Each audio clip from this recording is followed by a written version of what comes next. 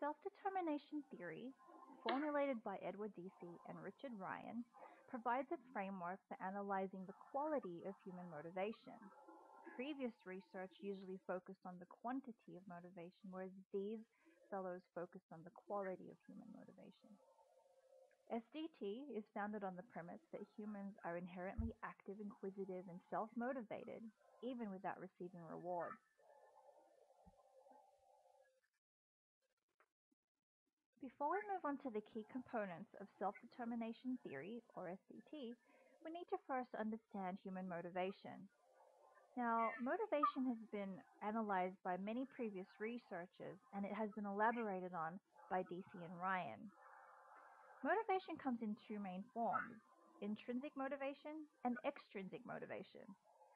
Intrinsic motivation is the most positive type of motivation, and it is the tendency to explore and learn because it provides personal satisfaction and inherent enjoyment. Extrinsic motivation, on the other hand, occurs when an external source attempts to influence someone's behavior. What makes Deci and Ryan's work on motivation unique to SDT is that they defined motivation on a continuum, ranging from the most autonomous motivation to the most controlled types of motivation. Intrinsic motivation is the most autonomous type of motivation. Now, there are four types of extrinsic motivation: integrated regulation, regulation through identification, introjected regulatory, and externally regulated motivation. Of these four, integrated and regulated through identification types of motivation are still considered relatively autonomous, while introjected and externally regulated are the most controlled types of motivation. SDT states that the most positive behavioral outcomes, such as long-term personal satisfaction, comes from autonomous motivation, while more controlled motivations result in neutral to negative outcomes. We'll look at some examples a little bit later on. The key components of SDT defines three psychological needs that need to be met by humans in order for them to be the most intrinsically motivated. First is the need for autonomy. Autonomy is having the ability to act with a sense of choice. The second need is the need for competence, that is, being efficient, effective, and skillful at a task.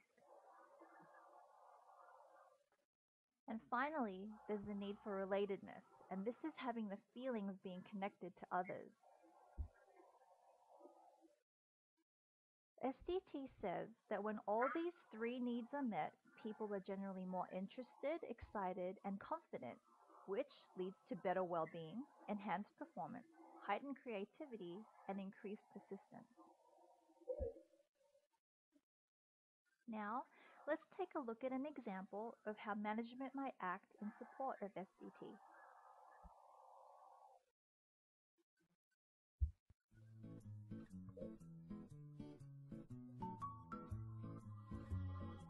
Sarah, I've noticed that your performance has been slipping. Do you want to talk about why this might be happening? Oh yes. I'm so glad you asked. Some things have been troubling me lately. Let's grab a coffee this afternoon and talk about it. Maybe we can come up with a solution. That sounds great. Okay, I have to prepare for a client meeting, but I look forward to our chat. See you later.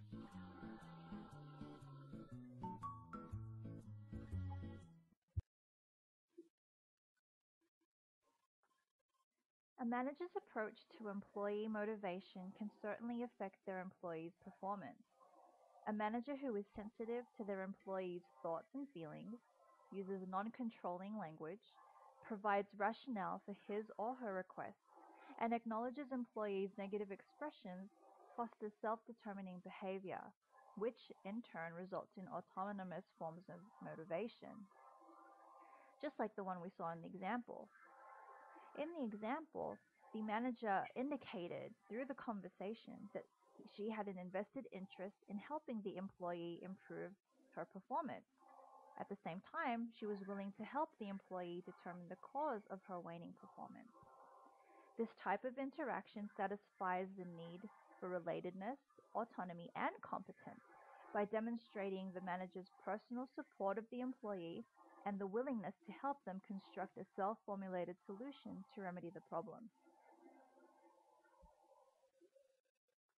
Now let's take a look at a case where the manager is not supporting self-determination theory through his actions.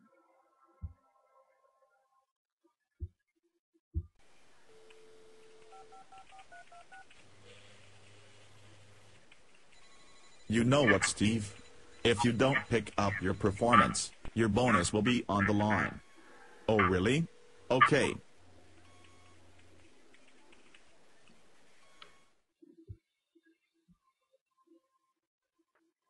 The interaction that we just saw is an example of a manager that assumes that the employee only wants to perform well so they can obtain the rewards for performing the task. Here, the manager is dismissing the employee's need for autonomy. They're also disregarding the need for relatedness because of the interaction and the nature and tone of the manager, and also dismissing the need to feel like they are competent. Another way that SDT can be reflected in the workplace in organizations is through the compensation systems that they use. Here is an example of a compensation system that supports SDT. When group incentives are implemented in the workplace, they encourage people to work together and therefore fulfill their need for relatedness. Performance-based incentives and high base salaries acknowledge the person's skills and therefore meet their needs for autonomy and competence. On the other hand, organizations can implement compensation systems that do not support SDT. Some compensation systems, such as those that are heavily rooted in commission, can be damaging to an employee's motivation because it promotes competition and shifts the employee's mindset from wanting to perform a task because of the personal satisfaction it grants to performing a task in order to receive the reward at the end. These compensation systems encourage controlled motivation. They generate competition, which decreases the perception of both relatedness and autonomy. When the concepts of self-determination theory are implemented in the workplace, the organization has the ability to effectively steer its employees towards autonomous motivation. The organization will reap the benefits of engaged, satisfied, creative, and committed employees, which will result in enhanced innovation, increased productivity, and better quality deliverables. Research has shown that when the three self-determination theory needs are satisfied, that is, the need for competence, relatedness, and autonomy, people are able to take social values and external influences and transform them into self-motivation. This results in superior performance, innovation, and persistence. As we've seen in the examples, the self-determination theory model can be used in a managerial and organizational context that is beneficial to the employees, the employers, and the organization.